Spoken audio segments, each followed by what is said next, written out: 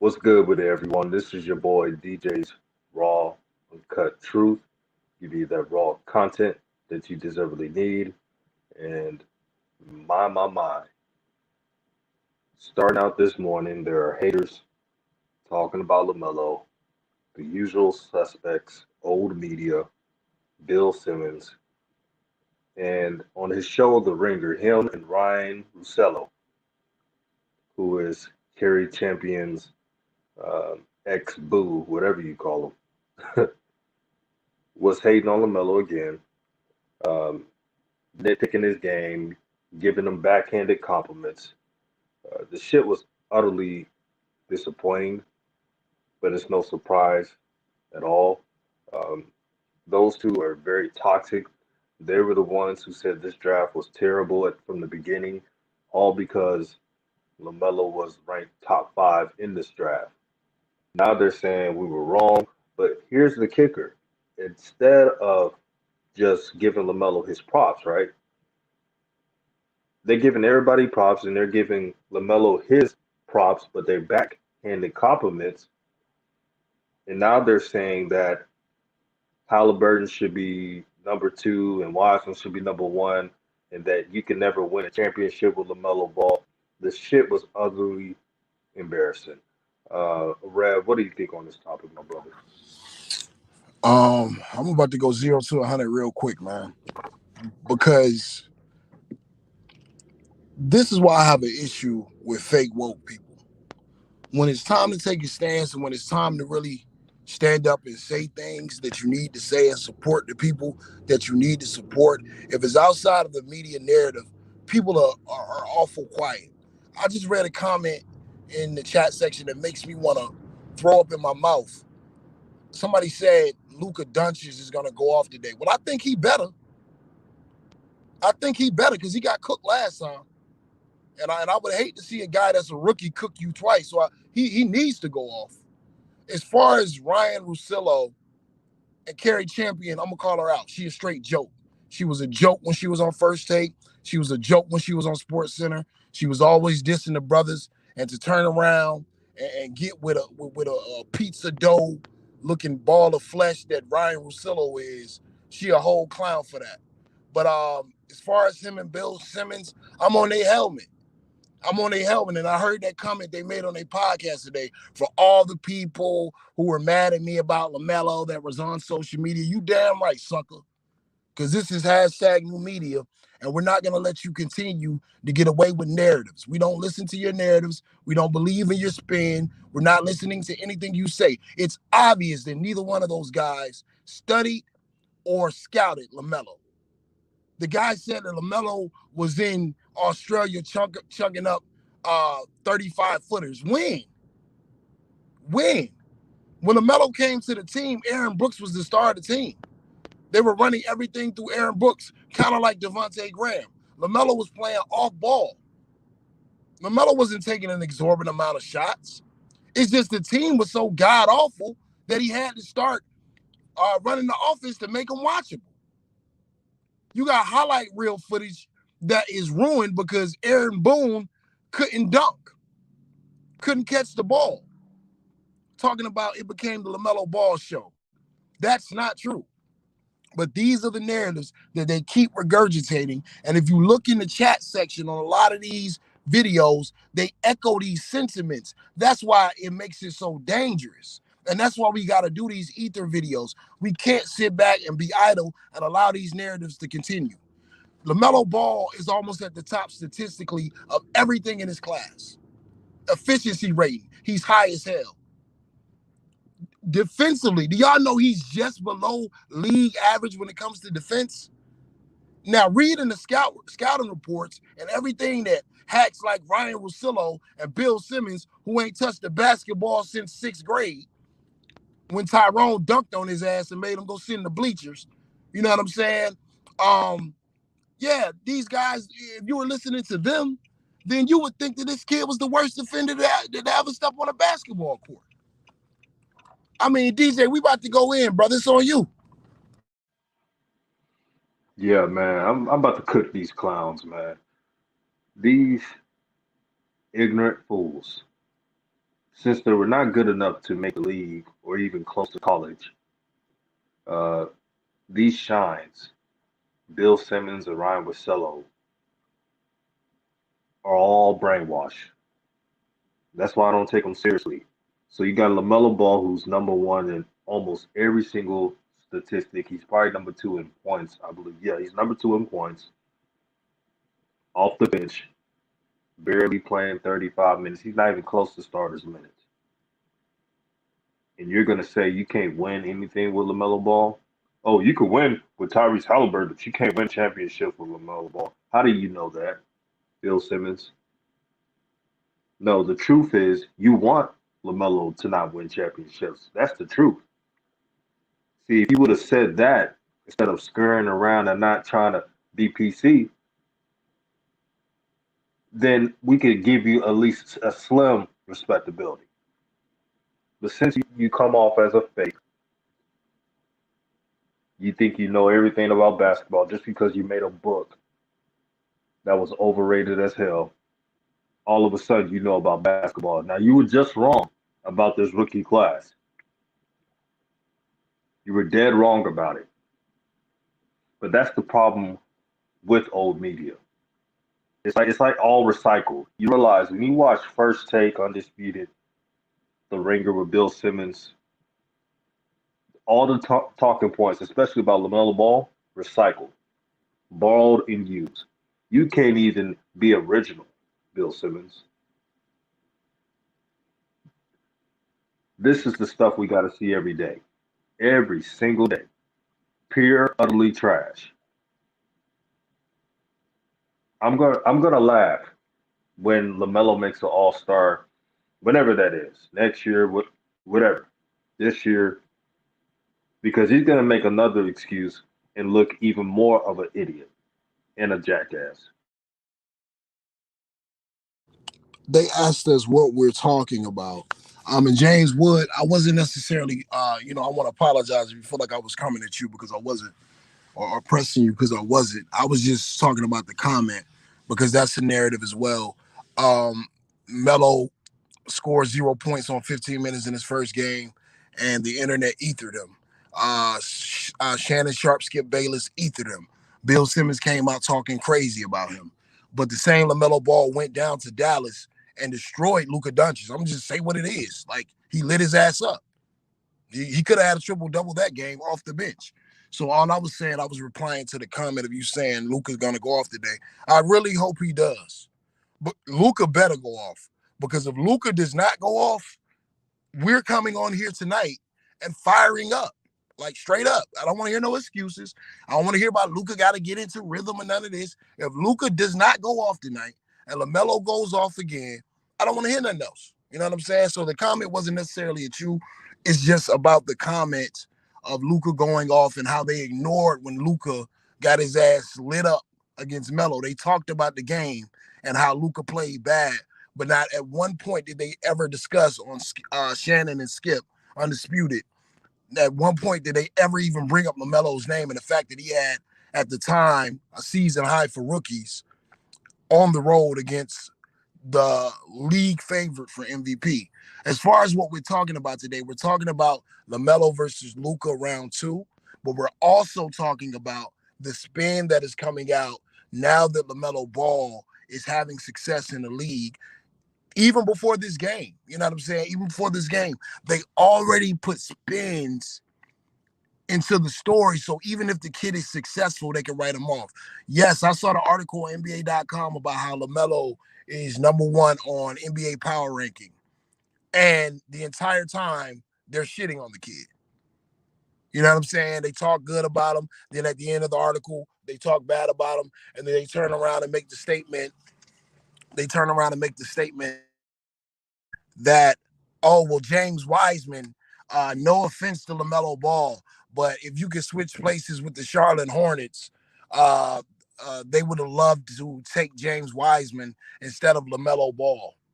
And if you look 5 years from now, James Wiseman, most scouts and most people in the league feel like James Wiseman is going to be better. Based off what? What are you basing this off of? What I mean, like, this is my problem with these arguments. what do they base the prognostication of the future of these young players? How do you know Melo isn't going to continue to evolve and become a better basketball player? Why are you saying this is his ceiling right now? Also, we're just talking X's and O's in basketball. James Wiseman's prototype in the NBA is a dinosaur. You would rather a 6'11 guy that can shoot threes and dribble than a traditional big like James Wiseman. So wouldn't you rather have a 6'8 guard, 6'7 guard that can rebound, is an average defender, is a threat on offense, and can facilitate rather than a big man who needs his shots created by guards? Come on, like this doesn't even make sense. Like it's like they're using their talking points from the years when David Robinson and Tim Duncan were in the league. This is 2021, bro. Everyone wants a transcendent guard on their team or a transcendent wing. DJ, what do you think about that power ranking in that article that was just basically just saying James Wiseman is just going to be much better than Lamelo Ball, and Charlotte really wanted James Wiseman. They really didn't want Lamelo. Well, first of all, that's the dumbest argument I ever heard from an article. Seen from an article to say that a big man like James Wiseman is more important than a guard is buffoonery. Come on now, you're gonna take a big man, which is prehistoric now in today's NBA, over a 6, 7 point guard with that many handles, creativity, and flair. And the kicker is to say, oh, LaMelo may win a Rookie of the Year, but Wiseman and Halliburton 5 years down the line would be a better player. That's cap. Even the scouts that can't stand the Ball family admitted that LaMelo has the most potential in this draft. Here's the scary part. LaMelo's doing well so far off the bench, and he hasn't even realized his potential yet.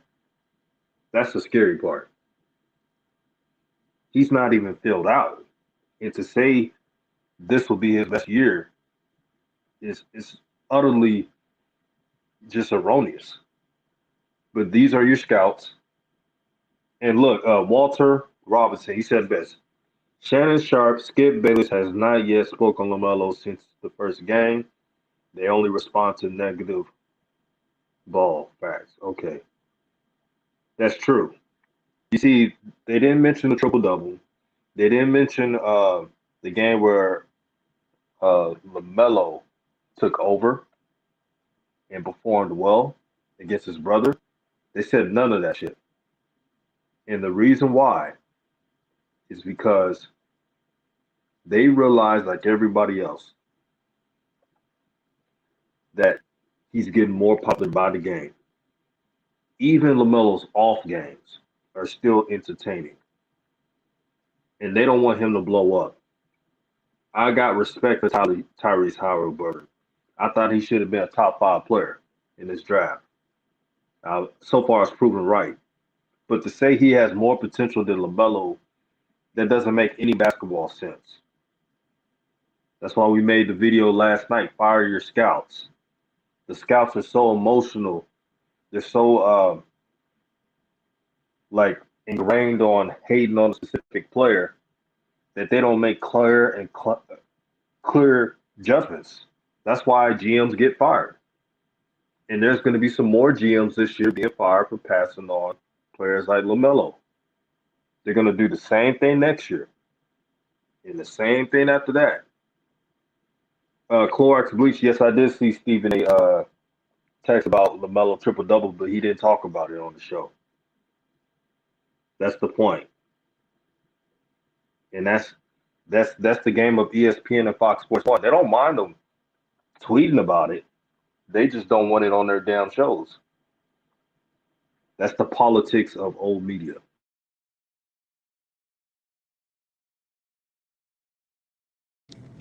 Also, his tweet was really just a slight at Lonzo Ball as well.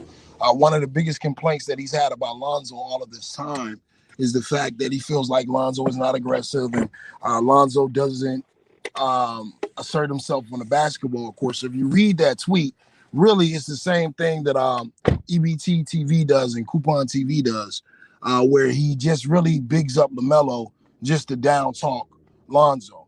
Whenever I'm critiquing Lonzo, it's not to big up Lamelo and down talk Lonzo. It's things I want to see in Lonzo's particular game as an individual person. I don't need to big up Lamelo to talk bad about Lonzo.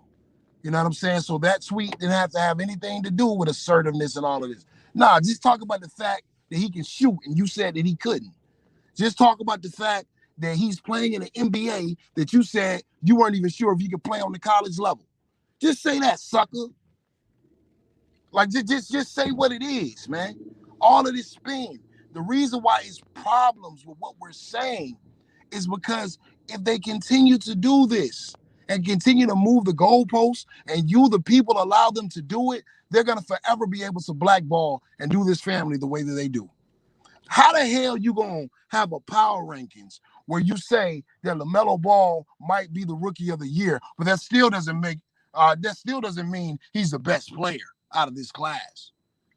That still doesn't mean he's the guy that anybody wants. That's the most insane I've ever heard in my life, man. What the hell does that even mean? Yeah, he's the MVP, but you don't really want that guy. What? He's the MVP. So it's confusing, these narratives that they spin. Bill Simmons talking about LaMelo Ball. He says today, him and Ryan, whatever his name is, Ryan, he sits up there and says that LaMelo can't shoot. And then right after that, he says, but he is shooting 35% from three. Yeah, we'll see how long that lasts. Let's wait and see. God damn. So is it, I got to fail? I mean, I got to succeed until it's time to fail? Even when I do something good, you're waiting on me to fail? Why? And DJ, I remember when I first came to your channel, you said something that was so powerful. You said, judge LaMelo as a rookie. Give him the same respect that you give other rookies. Give him time to grow. Don't unfairly criticize this kid and overanalyze and overjudge this kid. They're already doing it, brother. You were spot on. That's why you deserve your flowers, man. You were spot on. They are already in the business of bashing LaMelo Ball. Powerful, man. Powerful. So powerful. The thing that tricked me off, this is what Ryan Masillo said. He was talking about LaMelo shooting, and he said that LaMelo is not a great shooter at all. Now, on our show, we've constantly stated that LaMelo Ball is a streaky shooter, but when he's in rhythm, he can make his shots. So he's pretty much saying that 35% from three, LaMelo Ball is a bad shooter. That does not make any sense at all. Again, do these media heads, do they pay attention to basketball? Do they actually watch?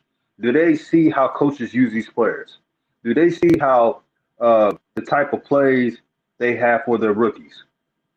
Do they even look at the game of basketball? I really feel like all their information comes from writers. They ask the writers how this player looked, how this player looked, and they accumulate stats and they judge based on stats. But clearly they didn't look hard enough because LaMelo Ball is leading in a ton of stats for rookies. Most would say LaMelo Ball is in the running for Rookie of the Year. Halliburton could get it as well. Shout out to him. But this is who you're listening to.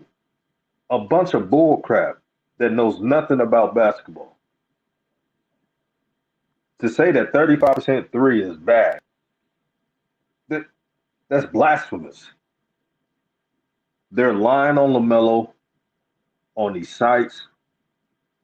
To say 35% is not good is a damn lie. You know how many players in the NBA wish they could shoot 35% from three? Like Walter Robinson said, 36% from three is league average. So LaMelo is basically dead on league average. Right. He's league average already.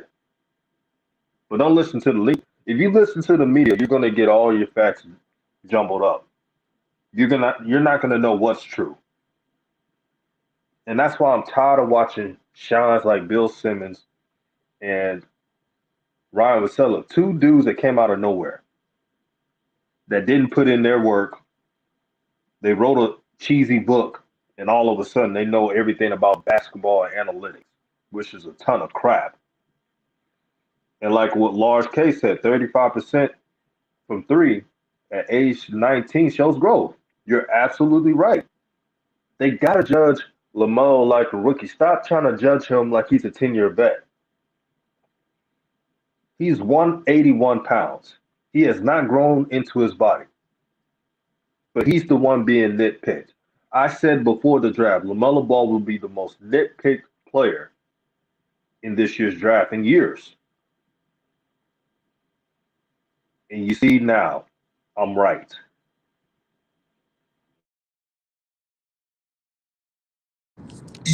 Yeah, man. You were right all along, and that's why we constantly got to give you your flowers on this channel. And you guys, y'all, hit the subscribe button if you're not subscribers. Hit the like button right now. Support this good content. Support this good content, man. The stuff that you're getting here is needed. It's a war on truth. That's just what it is. It is a war on truth. Dave Chappelle was absolutely right. We live in the age of spin. This is the age of spin. And as far as Luka Doncic versus Lamelo Ball, look, everything in this game sets Luka up to succeed. James Borrego refuses to put Lamelo in the starting lineup. If I was Rick Carlisle, I would make the adjustment. And from quarter one, I will be busting Devontae Graham's ass. Every chance that I got, I will be matching up Luka Doncic with Devontae Graham off a high screen and roll. You're going to play defense today. And I will have Luka attacking him and Terry Rozier the entire first quarter. There's no reason why Luka shouldn't succeed. There is no reason why Luka shouldn't succeed this game. Only one that they don't want to talk about, which is Luka can't shoot. If LaMelo can't shoot, Luka cannot shoot. Luka's never been a high clip three-point shooter. And what Charlotte is doing, they sink into a zone when they play Dallas. And they've been playing zone for the last 5 games. But they sink into this zone and they do what they used to do to LeBron. They're doing it to Luka now. They're backing off of him and making him prove that he can hit from three-point range. But I'm telling y'all, if Luka don't get off tonight and Melo against all odds coming off the bench, no rhythm, being pulled in and out of game, no plays being ran for him. If Melo busts Luka ass tonight, bro, we having a barbecue. We having a barbecue tonight, so go ahead, pull up with your plates, your potato salad, your barbecue chicken. Whoever bringing the drinks, bring the drinks through. Bring your own herb, bro. We gonna roast them tonight. Luka better get off, because if Melo goes a stretch of outplaying Ben Simmons or playing to a stalemate, Ben Simmons outplaying Trae Young, I don't think we can debate that. Outplaying all of these top guards and outplays Luka twice, bro, I don't want to hear no more excuses, man. I don't want to hear any excuses if this kid goes out here and roasts Luka's ass. Luka should dominate tonight. The Charlotte Hornets don't have a starting guard over 6'1". There should be no reason why he does not succeed. LaMelo Ball, he actually has an excuse not to succeed. He's coming off the bench. There's no rhythm. The rotation is crappy as hell. So if this kid comes out here and flourishes tonight, I wonder what the next excuse is going to be. Oh, Luka just needs time for Porzingis to get back into the flow of things. Luka's going to come around. You can't compare him to Luka. He can't be better than Luka. Why? With all of these kids, why can't any of these kids be better than the guys that they're projected to be? Why not? Because you say so? I just go off what I see on the court. And I was told for almost a year and a half that LaMelo, because I kept saying LaMelo can end up being better than Luka. Oh, man, you tripping, Luka? Don't say that. Oh, man, what you mean? Well, judging off the eye test, that's all I can say. When both of them was on the court, LaMelo held more than held his own.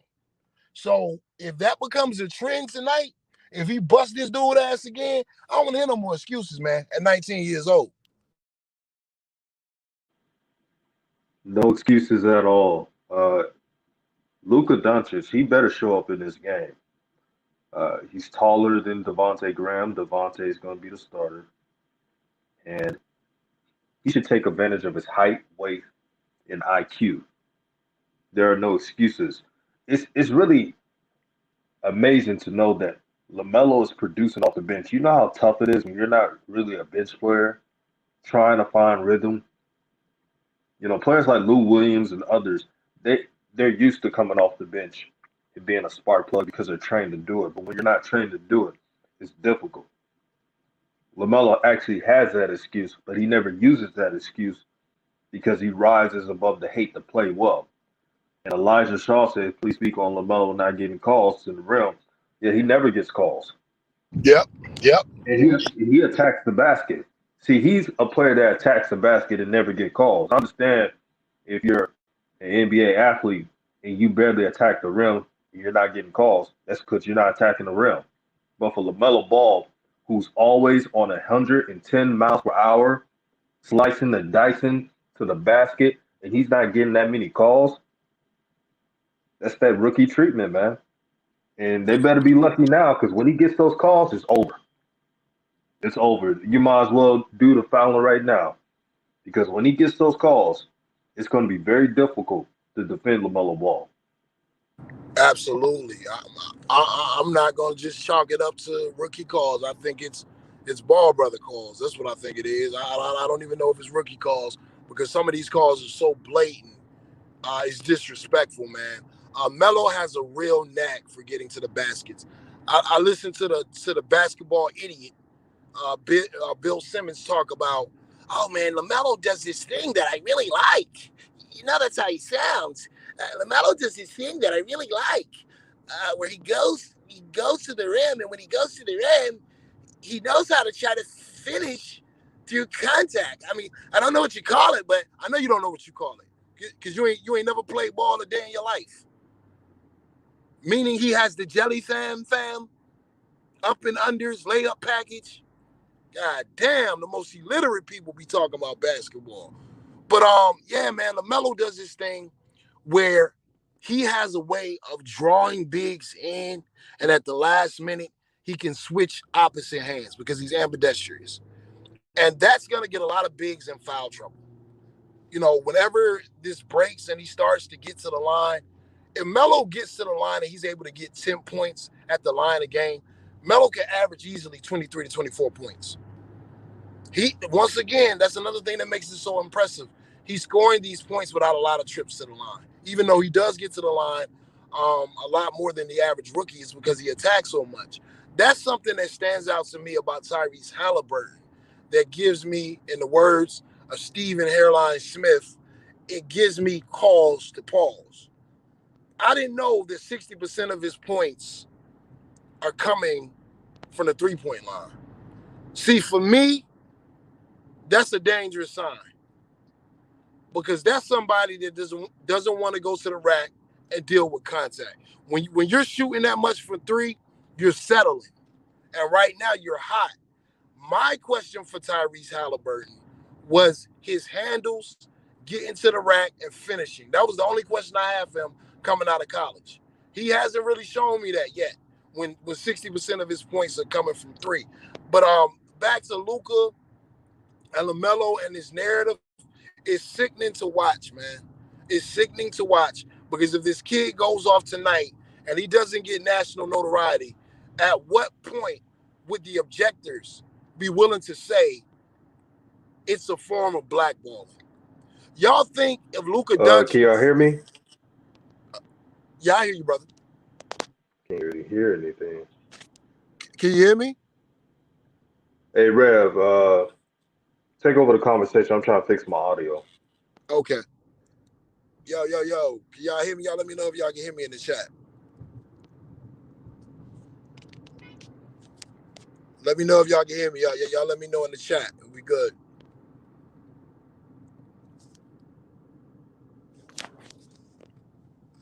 Yo.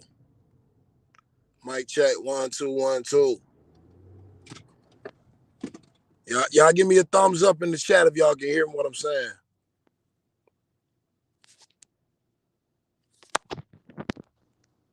Okay, cool. Let's get back to it. Yeah. I'm hoping the barbecue go down, and if Luka come out and have a good game, because I'm not tripping now. I like Luka, and I think Luka is cold. I think Luka got a game that lasts in the NBA a long time. To me, Luka got one of them old school games, man. He got that Magic Johnson back you down full court, and just because he's bigger than you, he step back and hit a three. You know what I'm saying? I think Luka is cold. I think Luka's a great player. But he better not let this young boy put him on a barbecue pit again, man. Because y'all know damn well, whenever Luka, when he came in the league and he outshined someone who was a veteran that was considered an all-star player, every damn morning we woke up, Luka Doncic scored 22 points on LeBron James and 9 assists. Nobody was saying, okay, well, LeBron wasn't taking him serious, or LeBron needed to get into shape. They were already crowning him, the next guy in the league. So Lamelo should get the same treatment.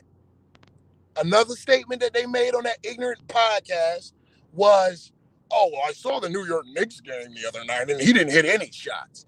Bro, that's coming off a game where at the end of the third quarter, before he tried to shoot a buzzer beater, Melo was 8 for 8. He didn't miss a shot. The other night when he played against Trae Young, I think he was 9 for 13? So anyone can pick someone's bad games. Like someone just said, Steph had a bad game the night before where he was shooting 3 for 13. But I understand Steph is the media's darling. He doesn't ruffle any feathers. His father's not out here trying to destroy the system, trying to destroy these sweat market ass Nike brands and these NCAAs that use these athletes as slaves and profit all this money off of them. So Steph is the media darling. Y'all cannot tell me if Lavar Ball would have went the traditional route, that half of the things that go on with his sons would not be happening. Y'all know it wouldn't be happening. At some point, So true, bro. What'd you say, brother? I said so true, bro, and I got my audio working. Okay, Thank go ahead, God. brother. Yes, Lord. I didn't want to go there, but this is DJ's Raw and Cut too, so I got to give the people what they want. Luka Doncic is the great hope for people like Ben Simmons, Ryan Russillo, and others. They love watching him play because he just does up brothers on the court, and they get a joy in that. So, of course, they want him to have a great game against Lamelo Ball. But here's the thing: I believe Luka, to his standards, will have a great game because Devontae Graham is the starter, not Lamelo, and he will be taking advantage of that in this game. If he doesn't, we're definitely going to be grilling Luka on the cookout tonight. I hope you bring your hot plates, your barbecue ribs, mashed potatoes, man. Y'all know what it is. They better hope LaMelo doesn't have a good game because if he does, we will be talking our ish tonight. Guarantee it. And it bugs me. They were talking about the Knicks game. I knew they were going to go there. They did not mention that the Knicks game plan for LaMelo. They didn't mention about the Yep. double and triple teams in full court. They mentioned none of that shit. All they were doing is stat watching and looking at the darn stats. They didn't look at the grabbing and holding that they were getting away with, fouls that weren't called that was literally there. I had Ken folks messaging me like, man, they hold LaMelo through the whole court. And I told my cuz, see, I told y'all they were gonna do that. They're game planning for him. They wanted LaMelo to look bad to make it look like the Knicks were right for passing on him, not trading up for him. They got to understand the politics of the league, man. There's a reason why Devontae Graham and Gordon Hayward were open most of the time in the game. They Facts. didn't, they didn't care about those two scoring. Their game plan was to shut Lamelo down because he's a spark, as well as Miles Bridges, and they stuck to it. Which is weird. And you're not seeing them game plan for any other rookie. There's not a rookie in this draft class that any team in the NBA is game planning for, especially a rookie that's coming off the bench. And I just want to qualify my statements when it comes to Steph Curry. Steph Curry is a hell of a player, man. The thing that I respect about Steph Curry the most is that Steph Curry is a dog.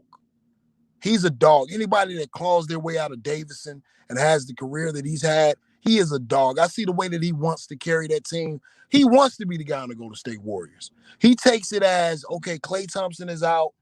Durant isn't here anymore. I'm going to carry this team. So I respect Steph Curry. Um, I got to take my hat off to him, but his body has other ideas. Because if y'all can see, Steph's body is already breaking down. And that's the thing about Luka and Lamelo that I like, DJ. And I want to see if we're on the same page with this. The thing that stands out about Luka and Lamelo, they both got the type of games that don't seem to be injury prone because they play at their own pace. They're not predicated off of athleticism. Have you noticed that, brother? No, I noticed it as well, man, and that's why even though we're saying our shit about Luca, we respect Luca's game. Luca's a dog, man, and Lamelo's a dog, and those two players, man. You know they were comparing Luca and Lamelo, and people were getting pissed at that, brother. Remember that? Yeah, I remember that. Yeah, but you see the similarities. Both players can make moves without depending on athleticism. That's what they do. Like Lonzo. Lonzo is more athletic than LaMelo. But since LaMelo knows how to adjust on the fly and has creativity, he's on the up and up on offense. Like Luca. Luca has a lot of moves he can counter with. He can sell his plays. He can draw fouls.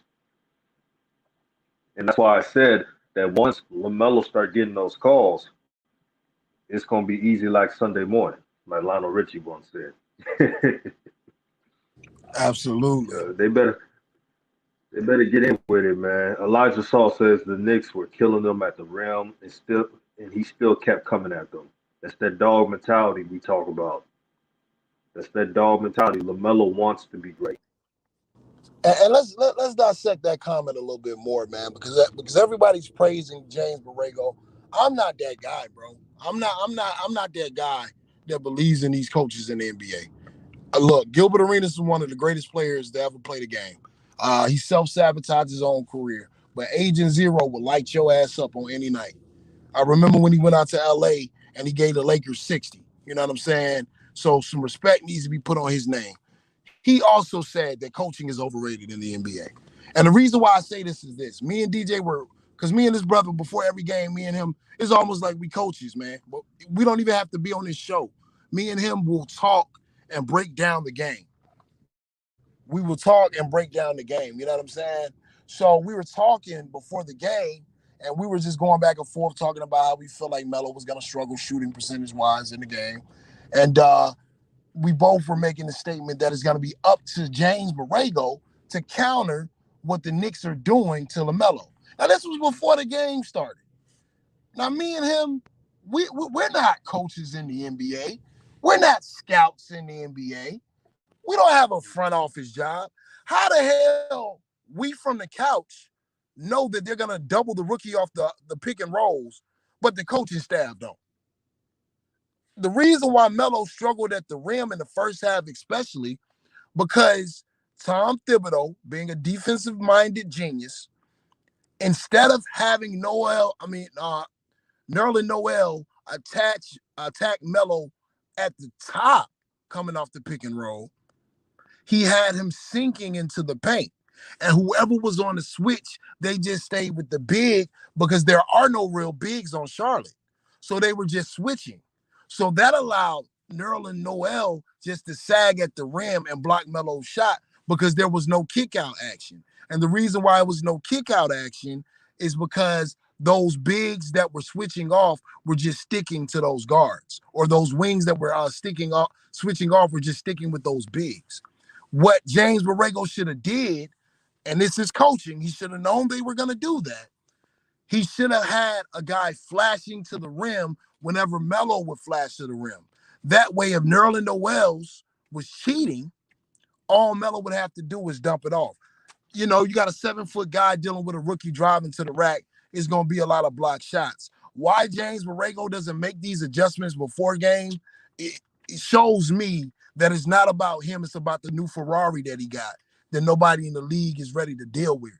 They're not ready to deal with this style, this Chino Hill style that Melo is finally bringing to fruition in the NBA. And that's what I'm watching for tonight. Dallas is going to have a game plan for Lamelo Ball. They're not game planning for anyone else. Bro, they didn't game plan for Gordon Hayward. If they would have game plan for Gordon Hayward, he wouldn't have had the night he had. DJ, did you see how many open, like wide open looks Gordon Hayward had in the first half? I've never seen anything like that. Yeah, he had wide open looks the whole game. I'm like, man, they're not even game planning for him. Had 34 points like that. Uh, JB, and I've said this, I know JB can create great plays. He comes from the Spurs tree. So his X's and O's are in point. His problem is he needs to keep that same energy with LaMelo and create pick and roll action with him. Uh, Shout out to AB the Hero. He's on the chat, man. Make sure you subscribe to the channel if you haven't. Uh, he says that LaMelo has struggled with shot blockers. Well, that comes with having to adjust. If James Borrego would adjust on the pick and rolls and have Melo more involved with that, he can fix it. But he got to keep opposing teams honest. Right. There was a play in the second half where Melo went to the rack and Mitchell Robinson went to block the shot. And it was a goaltend. But Melo's just not getting those calls. As far as him struggling at the rack, I ain't got a problem with a rookie struggling at the rack. Just keep taking your ass down there. I got a problem with the guys that get their shot blocked and won't continue to attack. You keep going at him, bro. It's basketball. He gonna block your shot. I'm just impressed with the fact that the kid deals with this rejection at the rim and he continues to come. And DJ's absolutely right. James Borrego has to start instilling the DNA of LaMelo Ball into this offense. You know what I'm saying? Because there's too many times where the Charlotte Hornets become stagnant. I hope Dallas has enough sense to not leave Gordon Hayward wide open because they're worried about the rookie up tight. It was times where Gordon Hayward would curl to the middle of the floor and no one would be there because RJ Barrett would be so busy focusing on LaMelo driving. Like that's next level, man. And shout out to AB, man. Shout out to AB the Hero. Shout out to Sharva Johnson. Shout out to Walter Robinson. Shout out to Shanker. Shout out to everybody in the chat, man. Um, yeah, he did. He did not get calls, and I agree with AB the Hero. I agree with AB the Hero. Melo can definitely be better at the rim. I'm not gonna sit up here in front. He can be better at the rim. Sometimes, like in that first half, and like I said, I respect the gangster. That's just the G he is. Melo didn't want to shoot a floater. Melo wanted to jelly fam Nerlens Noel's, but there was one time where he had a clear drive to the rack, and I wish he would have tried to dunk on that boy. Even if he would have got the shot block, even if he would have missed it, it just sends a statement. Like I really wanted to see him just go up strong and challenge him, but he's a rookie. He's learning on the fly. You know what I'm saying? He's learning on the fly. What are you expecting from this matchup tonight, DJ? Because you always give us uh, great insight into what to look for going into the game. What are you expecting Dallas to do, and what are you expecting Luka to do? And do you think James Borrego will tailor some of the offense for Melo tonight?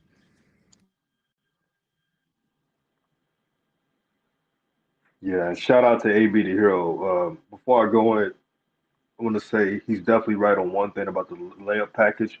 All Lamelo got to do on that end is kind of like feel the paint out, what I call it, right? So sometimes you got to switch your layups up, and most times you got to dunk on people to keep teams honest. So I definitely agree with him on that. Um, for this game, I think the Mavs will take a blueprint out of the Knicks playbook.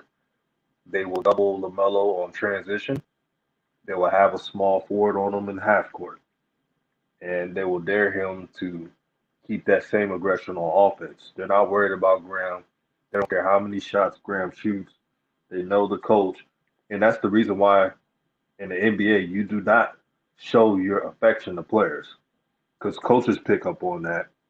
They're like, wait, he really loves Devontae Graham. Okay, since he loves Devontae so much, we're going to allow him to shoot as much shots as he pleases, and we'll live and die by that. We just worried about Lamelo because he's a spark plug of that team. So they're going to be doing that. They're going to make sure Porzingis is involved to alter shots. Um, Offensively, I think Luka will get busy. I don't think he's going to allow that same thing to happen to him again. When he is matched up with Graham, he will punish him. It's going to be a bad day for Devontae Graham trying to guard him. He's going to power him. He is going to take it to the rack on this game.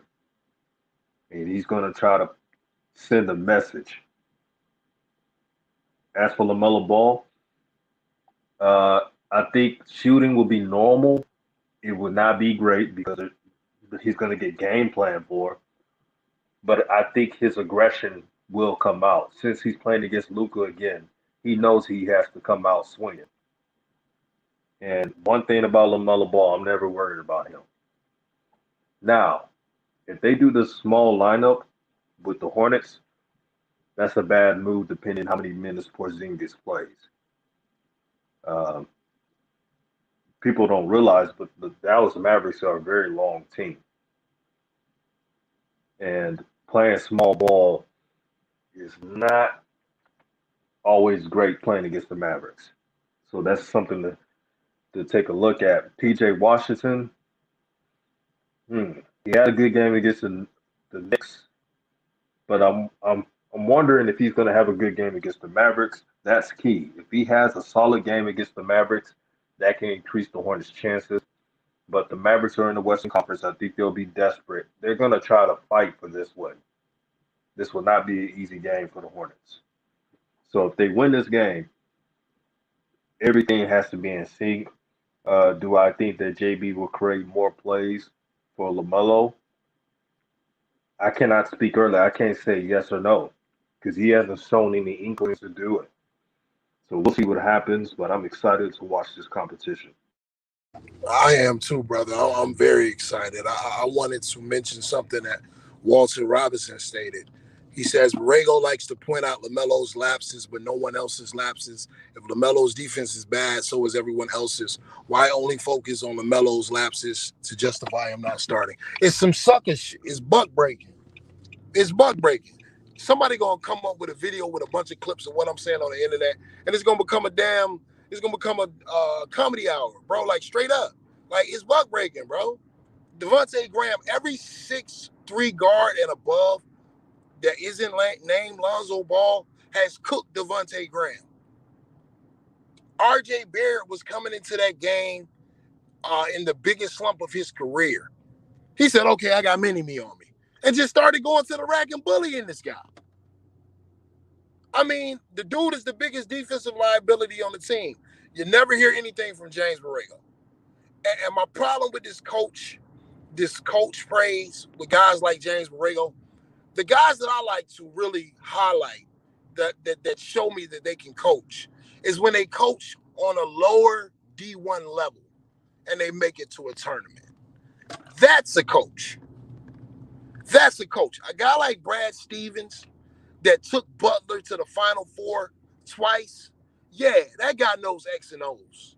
That guy is a great coach. He's a great coach with the Celtics. They're just missing some pieces. But with James Borrego, Even though out of timeout, I see the plays that he runs. He has a college style to him. I'll give it up. It just seems he does not have a good feel for in-game adjustments and pre-game adjustments. He can draw you out of play. He can draw up a play out of timeout. But when it comes to I'm still baffled at the fact that me and DJ were able to call the entire New York Knicks game plan before the game even started. And it's like James Borrego didn't even have anything drawn up for this. You know what I'm saying? And even Tom Thibodeau came out and said, Melo is the one that makes everyone better. Now, when me and DJ said this on the show a week or so ago, oh, no, it's Gordon Hayward. Gordon Hayward is the leading scorer, and Gordon Hayward is... Okay, well, why did Tom Thibodeau say that Melo is the one that's making them better?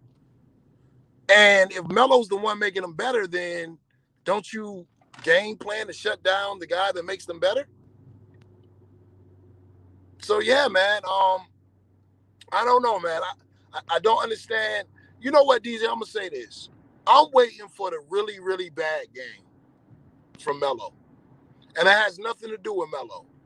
I'm just wondering how long this kid can continue to fight against the odds with the minutes that he gets, the horrible rotation, the lack of any offense being ran from him. They don't do him no favors. Like I'm wondering what game is it finally going to catch up with him where he does look like a rookie because he's being put in a position to fail. That's what I'm worried about. You know what I'm saying? And I'm worried about James Borrego using that as a justification to not start him and play him less minutes. Because he got less minutes last game than he got in the triple-double game. And it seems like every time I look up, Devontae Graham is being placed back into the game. Every time I look up, Devontae Graham does not spend more than 2 minutes on the bench. They play Devontae Graham like he's Gordon Hayward.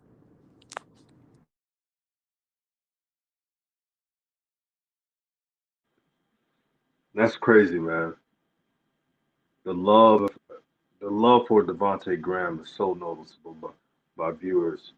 Uh, I don't know what Devontae has in on the coach or what, man. It's funny to me, man. But this game will reveal a lot. Best impact. Are you talking about Revolution, my brother here? Because if so, he's not, to say he's a hater for basing his opinion. That's just erroneous what you're saying, brother. That's not shots at Lonzo, man. I don't know what the heck you talking about, bro. I mean, Some of these people, man. I mean, look, this is how I'm gonna start addressing the situation when it comes to critiquing Lonzo. I'm not gonna belittle anybody for their love and their concern for the Ball family and the support for the Ball family and certain brothers. I'm just stating an obvious fact. You can go back and look at the box score. When Devontae Graham matches up with a guard that's 6'6", the only guard that has not cooked him this season is Lonzo. If I'm a hater for what happened in reality, I think you need to take that stairway to heaven and talk to God about the reality that happened last Friday. Because I didn't do that. I don't think I was the one. I didn't play that game. You know, I didn't game plan that game. And I didn't make that game go the way it was. I'm just pointing out a fact. Lonzo is the only 6'3" guard and above that has not cooked Devontae Graham.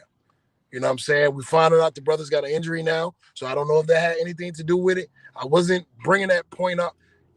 Once again, it's a situation where you do not want us to say anything about Lonzo.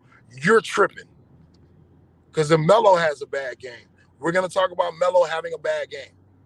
We just talked about how Melo needs to finish at the rim and learn to go from jelly fam to a floater. Like, come on, bro. We're not going to sit here and just say whatever you want us to say. Like, that's lame. You know what I'm saying? So it is what it is. But you're entitled to your opinion. I'm not tripping off of that. You know what I'm saying?